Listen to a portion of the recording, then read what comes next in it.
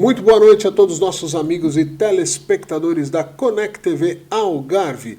Estamos começando mais um Política em Foco nessa sequência de entrevistas para as legislativas 2025, onde estamos trazendo os candidatos cabeça de lista de cada uma das forças políticas aqui do nosso Algarve. Hoje tenho a honra de receber aqui a representante do Partido Popular Monárquico, Joana Rego. Seja muito bem-vinda e obrigado por aceitar o nosso convite. Obrigada, eu. Obrigada. Joana, eu, como tenho feito com os demais convidados, dou um primeiro espaço para que você fale um pouco a respeito de si, para que as pessoas a conheçam e, principalmente, o que a levou a buscar a política como uma alternativa de solução, de debate para a melhoria da qualidade de vida das pessoas, inclusive as pessoas do Algarve aqui. Fala um pouquinho desse seu trajeto. Bom, o meu trajeto não é político. Sempre fui envolvida na vida cívica, sempre pertenci a movimentos de associações e porque considero que temos todos que fazer parte da participação e das decisões que são tomadas em cada território. O PPM fez-me o convite de integrar, sou independente e sou cabeça de lista do PPM, é um partido com o qual me identifico, por algumas ligações familiares de pessoas que o meu pai pertenceu ao PPM na sua origem, e os valores do início do partido são coincidentes com aquilo que eu considero hoje importante, com as minhas preocupações. Penso que vivemos tempos um bocado confusos, faz-me imensa impressão estarmos a criar crianças nesta esquizofrenia em que se dizem coisas, o que é que se deve fazer, como é que seria bom, quais são as regras morais e tudo, mas depois o que acontece e o que é implementado no território e à volta das crianças que estão a crescer é completamente ao contrário. E temos as respostas que preciso. Eu não tenho filhos, nunca me senti capaz de dar as respostas que uma criança mete, porque eles são muito curiosos e querem saber, e as coisas têm que ter lógica e têm que ter coerência, e neste momento é muito difícil nós respondermos às perguntas das crianças. Porquê é que acontece isto? Porquê é que está a arder? E porquê é que está a arder outra vez? E porquê é que está às cheias? E porquê é que se diz que não se deve construir e se constrói? E porquê é que nós comemos porcarias? Há crianças que dizem, mãe, apetece-me porcarias, porque já sabem o que é porcaria e o que é bom, mas comem porcarias. Mas apetece do mesmo jeito. E como é que conseguimos, não é? Seguir a trabalhar e a consumir sem um mínimo de coerência. Eu estou achando interessante essa explanação que você está dando por um enfoque. Quando você pensa, né, Partido Popular Monárquico. Monarquia, a gente pensa em conservadorismo. É a primeira impressão que as pessoas podem remeter. Sim. E você começa falando de crianças e de futuro. Um partido que, teoricamente, mas remete a resgatar o passado, e no caso de Portugal, um passado historicamente muito rico, muito importante, e você já começa falando de futuro. Me explica melhor o porquê. Eu entendi a ligação pessoal do seu pai ter participado desse partido, sim, mas me explica melhor o que o Partido Popular Monárquico tem a dizer a respeito disso, a ponto de ter fisgado o teu engajamento e a tua participação. Pronto, um dos fundadores do partido foi o arquiteto Gonçalo Ribeiro Teles, e todas as ideias dele iam exatamente neste sentido, que não foi ele que disse, é um provérbio que se diz, que se propaga muito hoje, um provérbio africano: é preciso uma aldeia para educar uma criança. E hoje as crianças estão muito isoladas, não é? O conservadorismo, pertencendo a essa aldeia, será, por exemplo, as crianças terem direito a ter avós, ter um avô, ter uma avó, que o leve à escola pela mão, e não a sair do elevador, entrar numa garagem, sair do carro, entrar na escola, e não haver rua, não haver aldeia, não haver o jardim, o passeio e esse tempo. E nós hoje vivemos em muito aceleramento, que só nos está a destruir. E parece que é inevitável, mas não é. Não é? Ontem assisti a um que dizia é o que é. E também se ouve muito, é o país que temos. E eu não consigo ouvir isso sem pensar, mas podia não ser. É o que é, mas podia não ser. E podemos fazer com que não seja. E há muitos sítios, felizmente e infelizmente. Infelizmente, vê-se muitos exemplos de comunidades a surgir, por exemplo, as biorregiões, em que se desacelera, em que se dá privilégio à agricultura biológica, aos processos de desenvolvimento sustentável. Porque o futuro só existe se o desenvolvimento for sustentável. E o futuro não é já, como nós vimos aí em muitos slogans. O futuro é dos netos dos nossos filhos.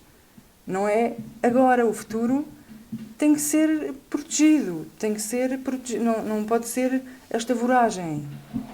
Eu estou achando muito interessante esse início da nossa conversa. Mais uma vez, você agora cita um outro enfoque, vamos dizer, de um tema sequestrado ou muito utilizado pelo progressismo, que é a natureza, que é a proteção o desacelerar, as comunidades mais próximas. Então, tá interessante essa abordagem, acho que até desmistifica, né? Porque, a princípio, a ideia que se tem é de que, não, ia falar só de coisas talvez mais históricas. Eu estou achando muito interessante essa preocupação. Falando ainda da parte monárquica, que é inevitável, Sim. o partido, a ideologia, defende uma volta à monarquia ou só a utilização talvez, da filosofia, dos princípios que existiam no Portugal monárquico e que eles sejam resgatados? É uma nova instituição monárquica ou só os valores monárquicos? É os valores e é principalmente o direito às pessoas de escolherem se querem viver numa república ou se querem viver numa monarquia, que neste momento esse direito não existe, porque está vetado na Constituição. Entretanto, também ver que as monarquias existem. Sim. E não são países atrasados. Até são países... Há para todos os na gostos. Europa, Sim. até são os países mais desenvolvidos da Europa. Sim. Mas o rei ou a monarquia seria nesses moldes europeus, ou seja, como um poder moderador e de direcionamento filosófico, vamos dizer, e simbólico, simbólico e não executivo. Sim, claro, sim, seria uma monarquia deixar claro isso, ok. Parlamentar. Ok. Então, parlamentarismo monárquico. Exatamente. Okay. Quando a República foi implantada, não foi o povo que quis. Mataram o rei e o Partido Republicano estava no Parlamento. Sim. E perdeu as eleições. E, passados uns meses, impôs a República à população. Mais ou menos o que aconteceu em diversos países. No Brasil não foi muito diferente. A história da entrada da República também foi nesse sentido. Era um grupo de pessoas que definiram que tinha que ser uma república e assim foi. E aí depois as pessoas foram entendendo, agora não é mais monarquia, agora é república e vamos em frente. E as pessoas aceitam. Passivamente, vamos dizer. Mas você acha que hoje em dia, conversando com as pessoas, haveria adesão para um projeto desse? Com as pessoas que você... Não, em princípio não. Em princípio não, mas as pessoas poderem escolher e também que a história seja um bocadinho contada com verdade, porque há muita coisa que se diz da monarquia que não corresponde à verdade. Por exemplo? Por exemplo, no tempo da monarquia constitucional, antes da República, era uma democracia e era uma democracia com direitos consagrados que não existiam em muitos outros países. A abolição da pena de morte, por exemplo, a escolaridade obrigatória da primária, da quarta classe. Havia um desenvolvimento humano que era que era professado, que era legislado, que fazia parte, havia o humanismo, desde a Constituição de 1822, que houve o liberalismo e havia uma evolução da sociedade, a instrução e a proteção social, que não é o que depois, quem conta a história é quem ganhou depois. E acho que assim como, voltando um bocadinho ao PPM, assim como a monarquia precisa de ser recontada e limpar um bocadinho de tabus e falsas ideias que foram professadas, Sim. inclusivamente na escolaridade que nós aprendemos na escola, também o Partido Popular Monárquico desaparece na história da política do pós-25 de Abril, que foi quando ele surgiu. Sim. Porque as suas ideias, que até eram boas e que fizeram parte do que hoje vivemos, da gestão do território, foram cilindradas por um economicismo e por uma voragem acelerada com a entrada na CEE, com o economicismo, com a entrada dos fundos também, que eu acho que nós devíamos ser muito mais orgulhosos, briosos, como diziam os meus avós, de ter brio em conquistarmos aquilo que precisamos. Sim. E não estarmos sempre a ir atrás dos fundos. Quando diz que hoje até se fala muito do desenvolvimento sustentável, de regressar a uma vida mais lenta, Sim. às comunidades, muito desse discurso é para encaixar em fundos que vêm, porque agora se fala muito de ambiente. Sim. É um discurso... E por um lado faz-se e escreve-se muito texto para isso, mas por outro lado mata-se essas possibilidades muitas vezes.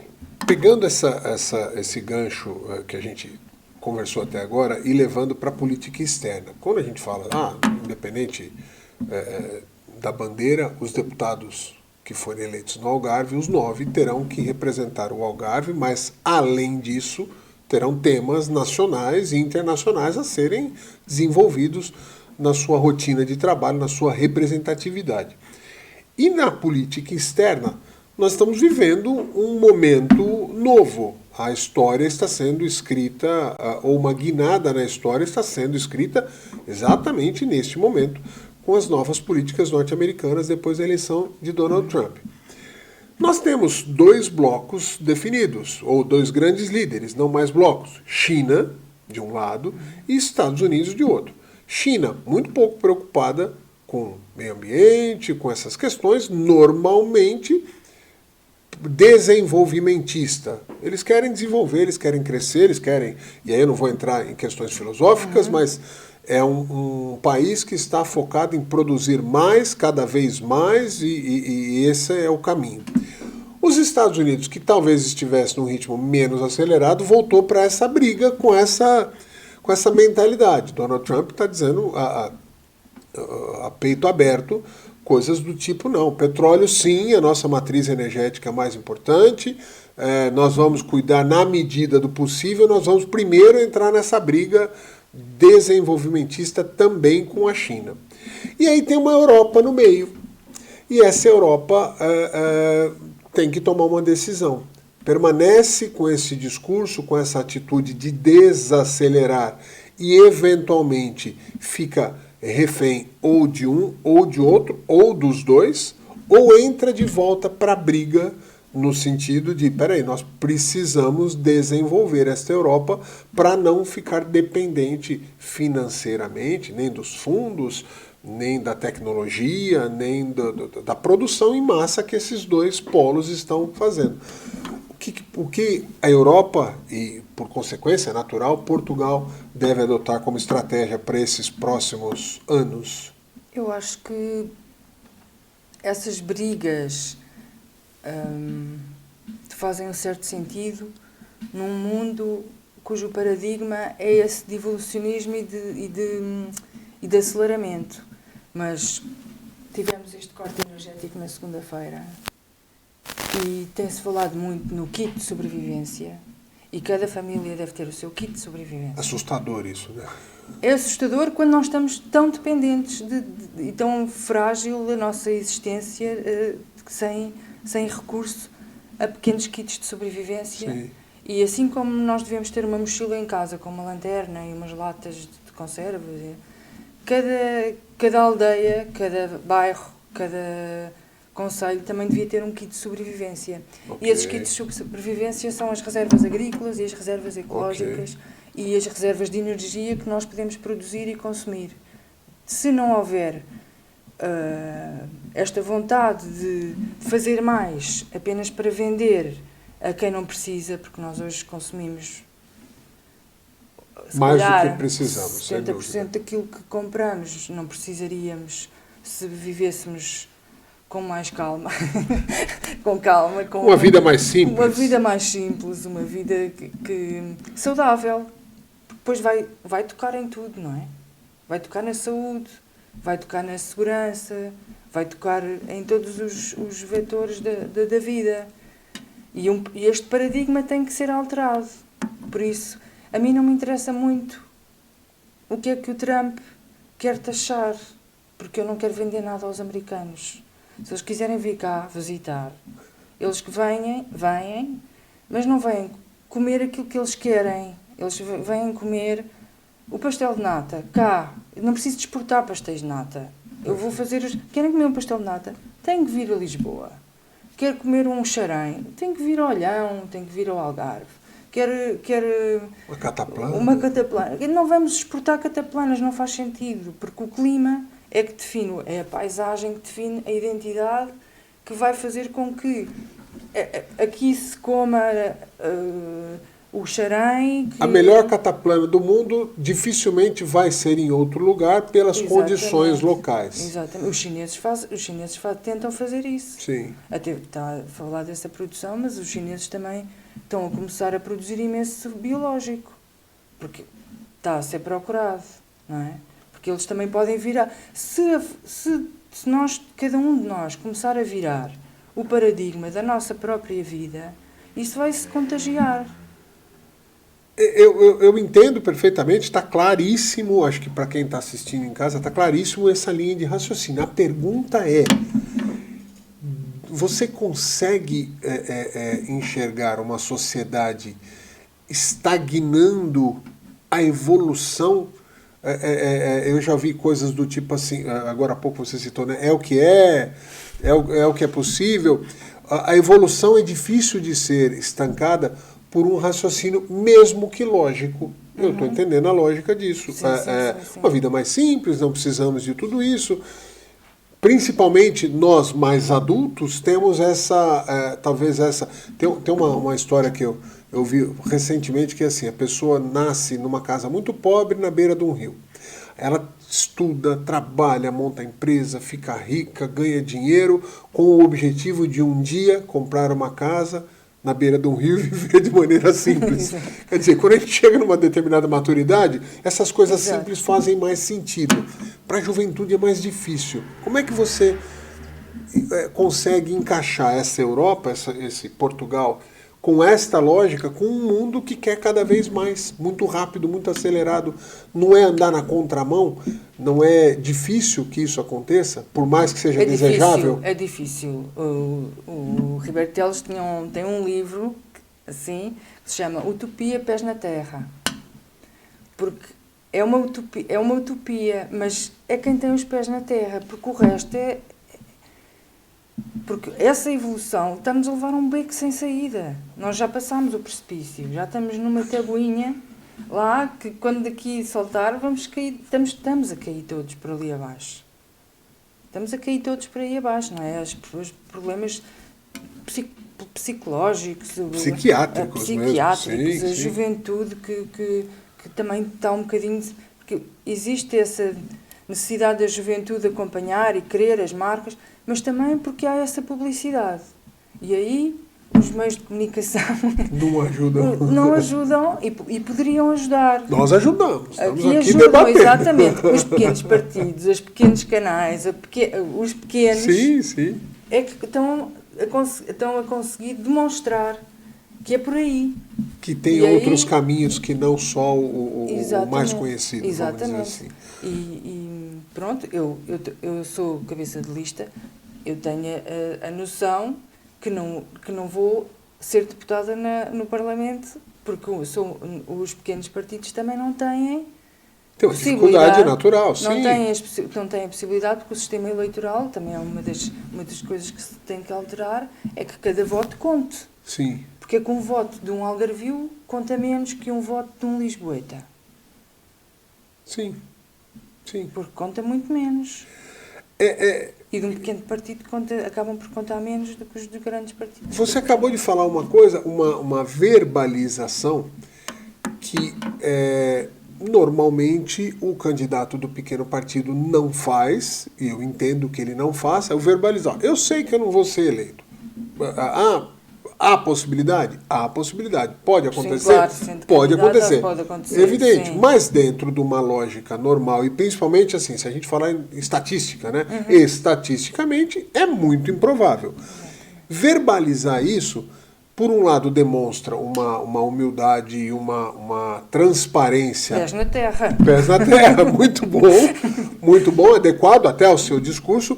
Por outro lado, eleitoralmente, é desestimulante. Talvez quem assista fale, pô, por que eu vou votar nela se nem ela acredita na vitória? Mas isso é o que acontece. Fala com o pessoal de casa. Mas isso é o que acontece. Precisamente quando nós vamos ver os resultados, não é?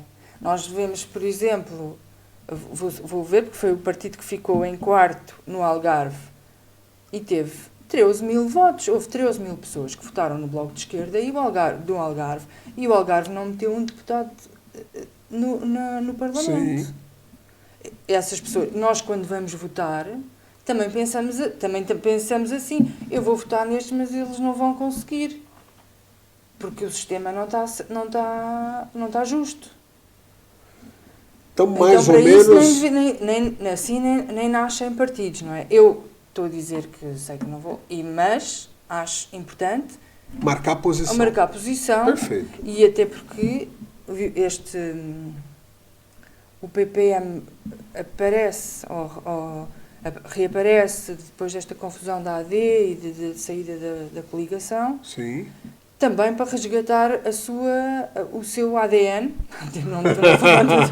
o seu gene que está profundamente ofendido com a nova lei dos solos, que é a machadada. As machadadas têm sido feitas ao longo dos últimos, desde que foram criadas as reservas agrícolas e as reservas ecológicas, têm levado muitas machadadas.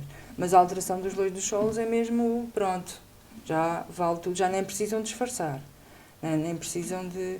Porque os melhores solos que até faziam parte das cidades, porque as cidades foram desenvolvidas exatamente onde o território era mais fértil, os melhores solos, que são os tais kits de sobrevivência, Sim. foram todos ocupados nas cinturas urbanas de Lisboa e do Porto, e neste momento preparamos-nos para dar a machadada final no kit de sobrevivência, com a lei dos solos.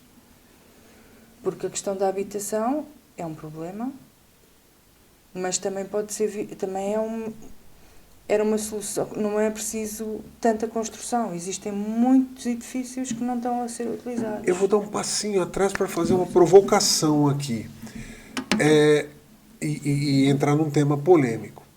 Quando falo em vida simples, em desacelerar, em precisar de menos, em tudo menos para ter uma vida mais saudável, equilibrada, ficou muito claro.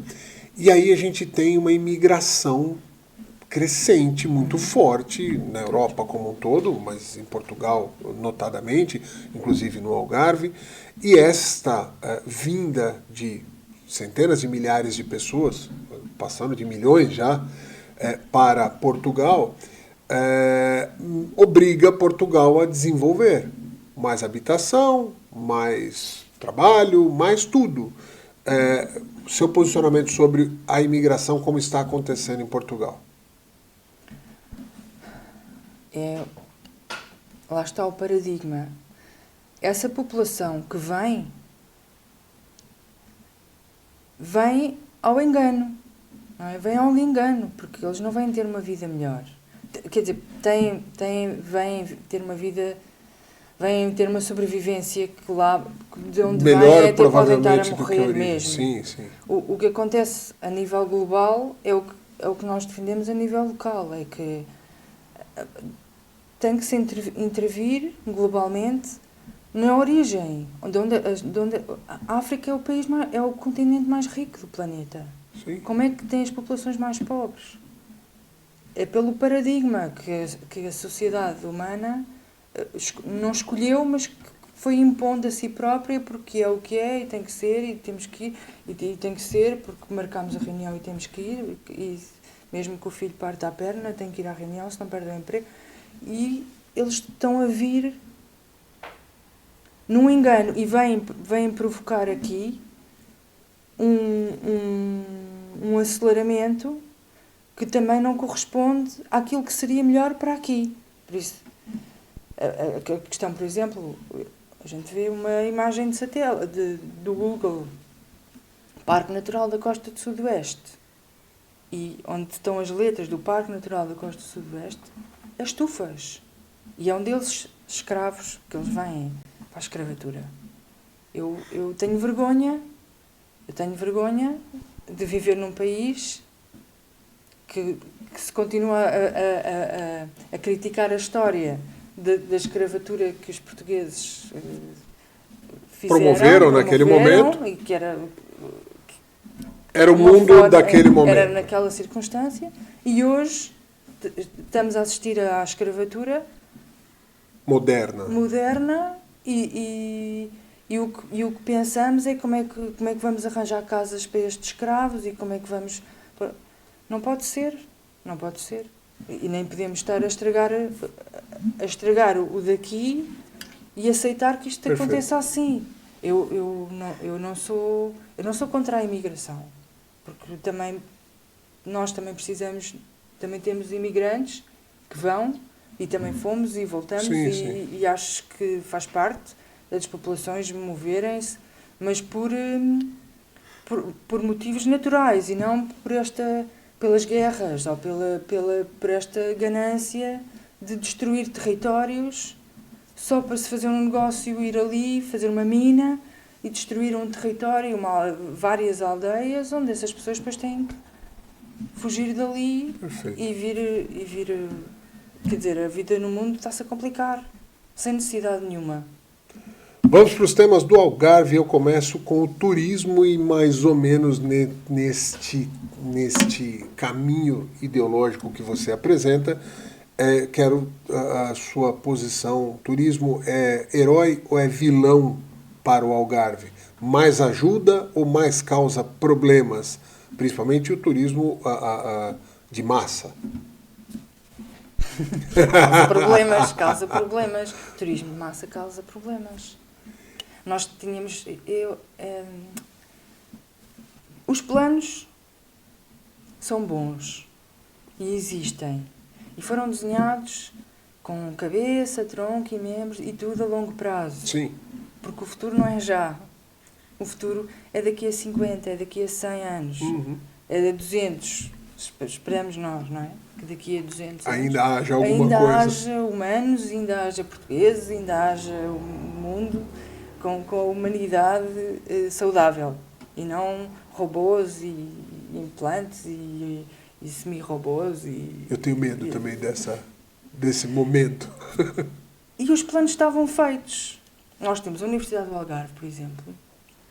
Quando surgiu, foi o fruto de um plano que se desenhou para o Algarve. E os primeiros cursos da Universidade do Algarve foram Biologia Marinha, Engenharia Hortofrutícola e Gestão de Empresas. Depois veio a Gestão Hoteleira e tal. Tudo isto era na perspectiva de um desenvolvimento sustentável e de um turismo consciente. E nós não podemos desenhar planos com uma estratégia e depois, porque aparece um saco cheio de dinheiro para fazer não sei o quê, e ir estragar a galinha de ovos de ouro. Construir em cima da costa como se construiu nos últimos 40 anos, o desenfreado o desorganizado do desenvolvimento urbano e do desenvolvimento hoteleiro até. E agora acho que me perdi na pergunta. Eu estava falando do turismo, se é o vilão ou o herói, mas você já disse que ele, conforme De está massas, sendo, exato, será não o é, vilão. não é bom. Poderia ser o herói se for a cereja no topo do bolo, mas o bolo tem que existir. Sim. Como o turismo rural, o turismo sustentável, que a nossa vida existe. Não é?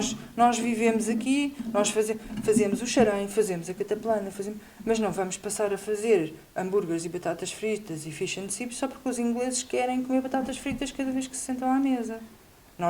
Onde é que está hoje estava a pensar nas amêndoas e estava a pensar também em alguns pratos que são tão típicos que não existem nos restaurantes. Porquê? Não é? Porquê é que nós não dizemos assim é a nossa vida e quem nos visita vem ver como é que é a nossa vida? Viver um pouquinho e a nossa da nossa vida existe. Nós temos perdido a nossa vida. Percebo, Em termos percebo. até de Portugal, não só no Algarve, muito mais. A habitação, a gente durante a nossa conversa aqui 2 ou 3 vezes já citou, né, raspou nesse assunto, vamos entrar nele. E mais uma vez, levando de acordo com a filosofia que você apresenta aqui. Nós temos hoje falta de habitação, ponto. Essa falta de habitação reflete em diversos outros pontos, como por exemplo, a manutenção dos próprios jovens algarvios, que não encontram possibilidade de ter a própria habitação, muitas vezes migram para outros lugares. Outra coisa, a retenção de profissionais qualificados, professores universitários, médicos, cientistas, sim. diversos temas. A habitação ela reflete em muitas outras coisas, ou melhor, a falta de habitação a custos razoáveis, eu não vou nem chamar de moderados. Há uma hipervalorização do Algarve, que por um lado é bom, mas que causa preços muito altos e fica muito difícil que as pessoas encontrem um lugar acessível para residir aqui. Na prática, o que a gente ouve são 2 possibilidades. Uma, a curto prazo, que seria, não, tem que limitar os valores dos aluguéis, por exemplo. É uma das coisas que tem se falado muito. E a outra, que é natural, mas é de médio para longo prazo, é investimento do Estado construindo mais moradias a preços controlados. E aí, neste segundo item, ou seja, se você constrói mais, você traz mais gente, cada vez mais, é natural, onde tem facilidade as pessoas buscam e fica difícil frear este crescimento populacional geral. Exato. Como é que lida com essa situação da habitação na tua ideologia, no que você acredita? Pois é uma boa. Difícil? É difícil. Dá um programa inteiro só esse tema. Sim, porque também tem a ver com essa diferença de mais Estado ou menos Estado, mas está tudo ligado ao paradigma, não é? Ao paradigma, ao modelo que nós escolhemos de sociedade. Porque também não faz sentido, nós temos no Algarve nós temos aldeamentos inteiros vazios, 10, não são 10, 8 meses do ano, ou 7. Sim. E isso não faz sentido. Isso não faz sentido, porque esse turismo de massas não faz sentido. Não faz sentido uma população quadriplicar ou quintuplicar 3 meses por ano. Não, o barco vai ao fundo. E aí tinha que ser por exemplo, para ir ao Botão, as pessoas têm que pedir para ir. Não é um turismo, venham todos ao mesmo tempo. Tem que ser o turismo sustentável consciente, será um turismo mais prolongado ao longo do ano, e as pessoas têm que ganhar mais para poder pagar as rendas normais. Eu julgo que o problema está nos 2 lados, que é esse teto que se deve, acho que sim, que se deve meter um teto ao valor da habitação, e também se deve meter um teto ao valor e às condições de trabalho das pessoas e à valorização desse trabalho. Aí você está falando de mais Estado. De regulação, sim, na parte da regulação. Ou seja... Eu não sou a favor da construção, que seja o Estado a construir. Não? Não. Mas quem vai resolver isso? O empresário ele quer sempre mais lucro. Quando você limita, e aí quer a gente goste ou não goste, concordar ou não é uma outra história, mas na prática, o empresário, se ele gasta 100 mil para fazer uma morada, uma moradia, e ele puder vender por 1 milhão, ele vai vender. Tendo público para comprar por isso, ele vai colocar esse preço e se você, como Estado, né, se o Estado vai lá e limita, fala, não, se você gastou 100 mil, você só pode vender por 200 mil. Ele vai vender, vai pegar aquele lucro e vai procurar um outro local onde ele possa praticar livremente o lucro dele. E isso esvazia até a própria sustentabilidade de um país. Como resolver isso? Não, mas, por exemplo, se nós temos aí aldeamentos com imensas habitações, sim, que não tenho assim os números, mas imaginemos que fazem 5 mil euros por mês. Sim. Numa casa. Ok. 5 mil euros nos 3 meses do verão aqui. Fazem 15 mil euros. Ok. Por que não fazer 12 mil no ano? E alugar uma casa o ano inteiro? Não, eu percebo, mas quando você faz essa pergunta, e aí eu vou fazer aqui não o que eu penso, que o que eu penso não vale aqui, mas eu vou fazer... Sim. Não, por que não? Porque eu quero ganhar 15 mil. É meu, eu que comprei esse espaço aqui. Por que o Estado vai me limitar de ganhar 15 mil? Sendo que o Estado normalmente não abre mão de receita. Por que vai me obrigar a abrir mão de receita, sendo que normalmente o Estado não quer abrir mão de receita? O Estado também é responsável pela gestão sustentável da região, do território que gera. Teoricamente, então, é mão pesada, o Estado tem que regular para que haja um bem-estar social maior. É isso? Sim. Ok. Sim. Passando para um outro tema aqui, que eu acho que tem bastante a ver com o que a gente está conversando aqui, é a retenção dos jovens. Passa pela história da habitação, evidentemente, mas mesmo deixando a habitação de lado, há uma dificuldade de posicionamento profissional para esses jovens. Os jovens muitas vezes estudam na universidade diversos cursos e, na prática, não há emprego para esses cursos, ou a maior parte deles, para esses cursos que são desenvolvidos pela própria universidade. Ou seja, ele se forma em algum tema, seja lá qual for, e não tem emprego aqui. Ele acaba indo embora do Algarve, porque dentro de Portugal há outros centros onde há mais possibilidade dele exercer essa profissão, ou muitas vezes vão até para fora de Portugal. Como é que se faz uma retenção, já que isso deveria ser uma resposta de curto prazo? Difícil fazer um planejamento para daqui 30 anos, até porque a gente nem sabe quais serão as profissões daqui 30 anos. Dizem que 70% das profissões que existem vão deixar de existir e que vão surgir milhares de outras que nós nem sabemos. Não dá para fazer planejamento a longo prazo. Como é que resolve? Ou qual a sua opinião a respeito disso? A minha opinião a respeito disto vai sempre dar àquilo que... eu acho que antes devia-se ver quais são os cursos que o território precisa e envolver. Porque quando eu falo das crianças, quer dizer, nós temos que começar exatamente na base. E a educação e a chamada à participação.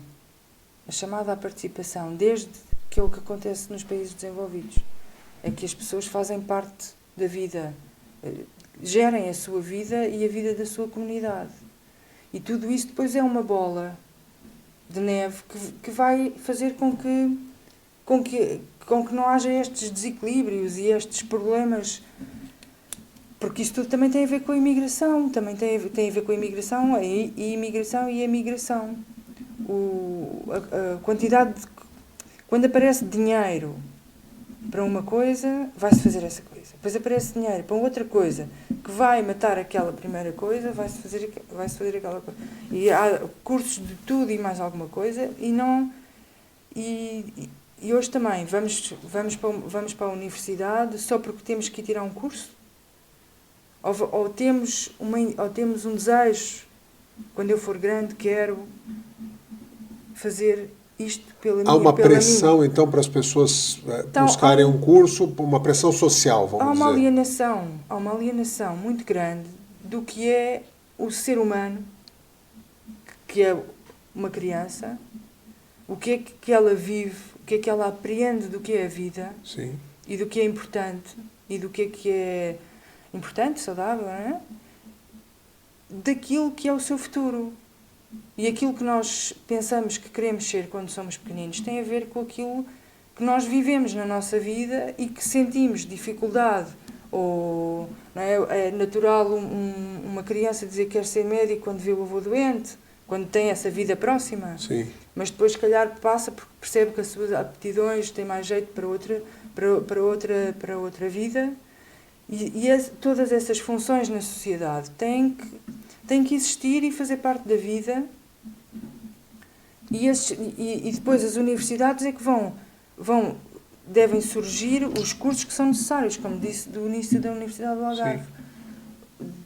Decidiu-se que o Algarve seria um destino turístico, mas sustentável, com agricultura autossustentável. Uma região, ela tem a sua vocação natural e ela tem que ser trabalhada e não tentar criar uma nova vocação. É isso que você, resumindo, pensa. Exato, e não virem coisas de paraquedas, necessidades, como esta febre, por exemplo, dos abacates, não é? Agora está na moda os abacates. Vai plantar abacates, destruir os laranjais e as hortas e a paisagem, o terreno que contribui para o problema da seca, por exemplo, que também está a ser completamente... que esse ano meio que saiu da mesa esse tema. Saiu. Não que seja correto, mas se fala menos do tema porque foi um ano atípico, choveu muito, continua chovendo. Essa é que é a consequência da má gestão do território. Tudo isto é gestão do território. Não é... Nós não vivemos virtualmente. Nós somos... Estamos aqui, né? Pessoas, nós somos natureza, nós somos a vida, não é? Somos orgânicos, somos biológicos e assim nos queremos. E assim nos queremos, não é? Biológicos, vivos. Sim. Não é com próteses e cheios de medicamentos e de químicos para compensar os outros químicos e os remédios para compensar a alimentação cheia de veneno. Falando de qualidade de vida e indo nessa linha sua de pensamento, sobre a saúde do Algarve. Tem dois temas que estão muito em cima da mesa e tem se falado muito, é o Hospital Central, 25 anos de espera, essa história toda, e o Centro Oncológico, que ia sair e não vai mais, e virou um debate politizado, inclusive, quem tem culpa, quem não tem. Fale desses dois temas. A saúde... No paradigma que o desenvolvimento sustentável e as ideias que nós queremos pôr em cima da mesa é prevenção. É prevenção. Mas claro que o Hospital do Algarve faz falta e não faz sentido falar-se há tantos anos do hospital e ele não ir para a frente e tantas obras megalómanas irem para a frente, como por exemplo a desalinizadora, que não faz absolutamente falta nenhuma, é só um negócio. E não se construir o hospital, que realmente falta de dinheiro não há, né? Pois, é gestão. Vamos lá, numa hipótese da sua eleição acontecendo, sendo uma das 9 pessoas que representarão o Algarve. Há uma dificuldade porque essa voz de 9 em 230 é muito pequena. Para além de numericamente ser pequena, o Algarve sempre é deixado, né? Tá ali no cantinho, ele não incomoda ninguém, também não reclama muito, deixa ali no cantinho. Como é que faz para essas 9 vozes serem mais, reverberarem mais na Assembleia da República? O que você, por exemplo, uma união dessas 9 pessoas, independente de suas bandeiras, é factível, ou seja, é desejável que os temas que são centrais para o Algarve e que com abordagens diferentes, mas todos meio que defendem as mesmas coisas. Exatamente. É possível se pensar em bandeiras tão diferentes, atuando em conjunto para que esses 9 pareçam 50, 60, talvez? Sim. Eu acho que faria todo o sentido que quando se fosse para defender assuntos que o Algarve concorda, se juntassem. E aí o Partido Popular Monárquico é um partido que não é ideológico e não terá problemas em consensualizar e defender o Algarve. Temos o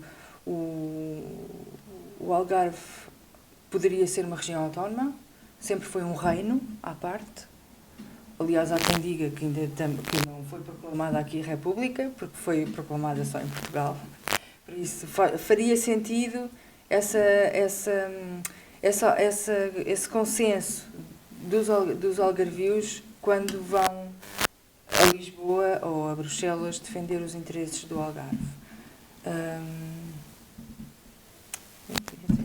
Mas você enxerga, da sua parte eu entendi que você não teria problemas de dar as mãos com outras forças para esse caminho. Você enxerga essa mesma disponibilidade nos principais candidatos, vamos chamar assim, nos que seriam os favoritos?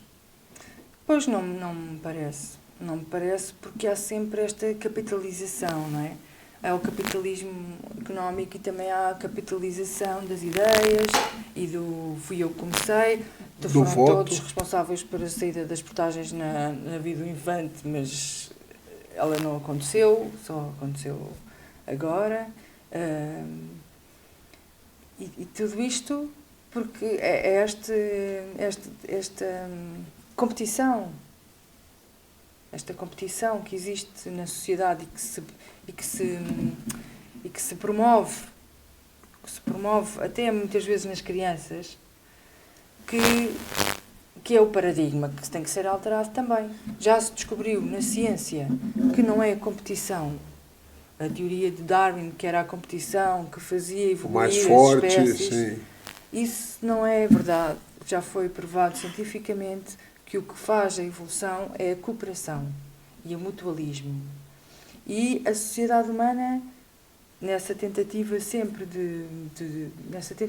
nesse espelho que somos natureza, do mundo natural que estudamos, também tem que mudar o paradigma depois desta descoberta, que é tão importante e que não é divulgada, que é a cooperação que faz a evolução. E nós temos que mudar e passar a sentir que estamos juntos. Os algarvios estão juntos, os portugueses estão juntos, os europeus estão juntos, a humanidade é uma só e ninguém sai daqui vivo. Ninguém sai daqui vivo. Exato. Por isso, vamos todos morrer, mais pobres, mais ricos, mas se conseguíssemos manter-nos saudáveis o mais tempo possível na nossa vida, só vamos conseguir isso se os nossos irmãos, seja do Brasil, seja da China, seja de Espanha, seja do Bangladesh, também estiverem saudáveis. Porque viu-se também na pandemia que ninguém está imune, ninguém está separado. Estamos todos conectados. Estamos todos no mesmo mar, não é? No mesmo barco, porque uns estão num barquinho pequenino e outros estão num navio, e isso às vezes é bom e às vezes é mau, porque os navios grandes também se partem mais facilmente que os barquinhos pequeninos, e os barquinhos pequeninos são mais fáceis de gerir. Por isso, em pequenas comunidades, em cooperação e nesta vontade de evoluirmos como um todo que somos, não faz sentido haver competição de quem é que vai fazer o Hospital do Algarve. Vamos todos fazer o Hospital do Algarve. Muito bem. Uma última pergunta antes de abrir para que você faça as considerações que achar conveniente. Eu esqueci de perguntar. Caso, evidente, mais uma vez, sabendo do distanciamento, da possibilidade, por exemplo, de uma volta da monarquia, tal, mas em princípio, se existe um projeto, existe um raciocínio lógico por trás dele, é natural. Quem seria a família que retomaria vamos dizer, que seria o rei ou a rainha, quem seria a família? Aí é por desconhecimento pessoal mesmo. Agora, se fosse o Trump, dizia, era eu. É ele?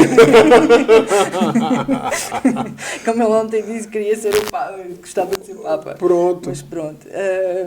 Isto é só para ver se sai. Isso teria que ser escolhido pelas diversas forças da nobreza, da população. Seria uma eleição dentre as famílias, as linhas de árvore genealógica que vem da monarquia, é isso? Sim, sim. Sim, e não só. E não só de pessoas que são... entre as pessoas que já foram... As pessoas recebiam títulos nobiliárquicos, tinham títulos nobiliárquicos e recebiam-nos por feitos. E podiam ser pessoas que vinham do povo, que ascendiam a nobreza não era só transferida. Não era estanque e não é só de hierarquia. Até eram retirados títulos quando os nobres não cumpriam com o seu papel. Exato. Por isso seriam eleitos. Hoje em dia nós temos temos condecorações, damos títulos a... Cristiano Ronaldo podia ser? Exatamente, teria que fazer parte do consultivo de pessoa a ser eleita. Quem sabe? Exatamente, Cristiano Ronaldo, a Cristina Ferreira... Esse é um bom corte aqui para... Sim. Muito bem. Joana, eu peço para que você agora, caso tenha algum tema, e assim, são muitos temas, nós não abordamos todos, cada um deles mereceria que nós nos debruçássemos mais tempo até, mas uma fala que eu gosto muito dos portugueses, eu acho interessante, é o que nós temos de tempo, é o que é, e vamos fazer disso o melhor possível. Tem algum tema que você gostaria de abordar antes das suas considerações finais? Não sei, estou... Não precisa ter os meus, pode ser. Não estou a ver, mas estou a... Quer dizer, eu não sou política, não estou habituada a este tipo de inquérito, de entrevista. Mas estou a gostar que me faça perguntas, por isso, se me quiser fazer alguma pergunta... Não, acho que nesse momento, assim, fica o nosso esclarecimento que o espaço da Conect TV é absolutamente democrático. E eu ouvi isso de outros candidatos, eu não sou político, na verdade todos nós somos. É verdade, muitas vezes, alguns mais experimentados, outros menos experimentados, alguns com qualidades diferentes, e o ser político necessariamente, todos não têm que ter as mesmas qualidades, e acho que essa diversidade ela é muito rica para o Algarve, que vocês conheçam essas pessoas, que vocês se aproximem para apoiar ou, eventualmente, para criticar, porque a democracia é isso, mas mostrar que há muitas vozes que pensam, gostam, agem e trabalham em prol do Algarve. Essa é mais uma delas. Olhando lá para os olhos de quem nos assiste. Pronto! Lembrei-me de um assunto que é isso mesmo, que é da participação cívica. É muito difícil, há pouca participação, é uma pescadinha de rabo na boca. Há pouca participação cívica porque é muito difícil fazer participação cívica. Sim. Existem vários instrumentos de participação cívica na teoria, funcionam um bocadinho na prática, mas não resultam em nada na prática mesmo. Existem consultas públicas, existem... fóruns, existem congressos, existem muitos espaços onde o cidadão comum pode participar, mas não é dado fruto à sua participação. Sim. Nós fazemos, por exemplo, nós temos muitas consultas públicas sobre projetos que se querem implementar no Algarve, por exemplo, da desmineralizadora que falei há bocadinho. Sim. A água é um tema que seria exatamente mais horas para se falar sobre a questão da água e de como se está a comprometer o futuro, que não é hoje, não é já. Sim. Que é daqui até 5 anos, 10 anos, 20 anos, 30 anos, que se está a comprometer, que são feitas consultas públicas, são feitos estudos, que chumbam projetos. E há cidadãos atentos. Os projetos são chumbados, voltam para trás e são passados a limpo para passarem. E como são negócios, passam e são implementados no território e comprometem o futuro da população. Sim. As monarquias, não é por acaso, são os países onde a participação cívica é mais elevada, porque há uma instituição que é o rei, ou que fosse o presidente num regime só parlamentarista e não semi-parlamentarista, e a população faz parte, há ali um símbolo, está sossegado aquela parte da representação do chefe de Estado, e depois a população faz parte, é chamada a participar desde a infância, é chamada a participar e não se desresponsabiliza. Nós temos muita desresponsabilização. É o país que temos, eles são assim, eles que tratem disto. E depois vemos nestas questões de urgência, de cortes de eletricidade ou de pandemia, que são as pessoas que realmente têm as soluções para o imediato de sobrevivência de cada um. E tem que ser as pessoas também a decidir o que é que se faz ou não se faz no seu quintal, no seu bairro, na sua rua, na sua região. E as pessoas estão aliadas porque o PPM desapareceu da vida política, porque após o 25 de Abril houve esse momento bonito no qual eu passei a minha infância, por isso eu tenho esta ligação e podíamos fixar só na infância e podíamos falar aqui de todos os temas num jardim de infância. Como é que se vai gerir este jardim de infância? E como é que o jardim de infância apareceu exatamente jardim de infância? Porque se percebeu que o homem pertence à natureza e com o industrialismo essa ligação estava começar a ser destruída, os sinais de alerta apareceram e mesmo a educação das crianças é no jardim. E as educadoras de infância tinham que saber de jardinagem. E assim se chama o jardim de infância. Nós hoje temos jardins de infância em caves e em andares de prédios e que se calhar tem lá um vasinho, um feijãozinho para se ver a germinar, mas não é o jardim, a terra com a hortinha e tal. Agora já me estou a perder porque este... Não, mas é bonito. Mas o BPM desapareceu. Mas nessa altura havia comissões de moradores, havia hortas de bairro, em Lisboa, eu cresci em Lisboa, havia essa vida participada e participativa de toda a gente. E os partidos na Assembleia eram mais distribuídos. Depois o PPM desapareceu e o PPM fazia parte desse plano. Tinha essa ideologia da participação, da dignidade do homem como responsável da sua vida. E nós hoje não somos, a maior parte das pessoas não é responsável pela sua vida. Ficou doente, sei lá porquê. Todos temos pessoas estão doentes, foi azar. Não é azar, é o que nós estamos a consumir. E eu acho interessante essa fala que você fez agora, para finalizar, que é assim, durante a pandemia, foi um grande susto, só que as pessoas se isolaram e ficaram conectadas pela internet. Então, deixou as pessoas mais isoladas ainda. Exatamente. O que aconteceu na segunda-feira foi interessante porque não tinha internet, não tinha luz. As pessoas foram para a rua e se reconectaram. Então, você via muita gente conversando na rua, de repente, num caminho contrário da vida mais simples, sem luz, sem internet. Foi uma experiência social interessante. Depois do susto, analisando o que houve, foi algo a se observar e é interessante. E que não nos esqueçamos. É isso. Joana Rego, muito obrigado, de verdade, por aceitar o nosso convite, de estar aqui nesse papo. Espero que seja a primeira de outras vezes que você e outras forças políticas venham à Conect TV Algarve, porque é esse o nosso objetivo, democracia 100% participativa. Muito obrigado. Okay. Muito obrigada, Obrigada. A vocês que acompanharam o nosso Política em Foco, continuem cada vez mais conectados com a Conect TV Algarve. Uma boa noite.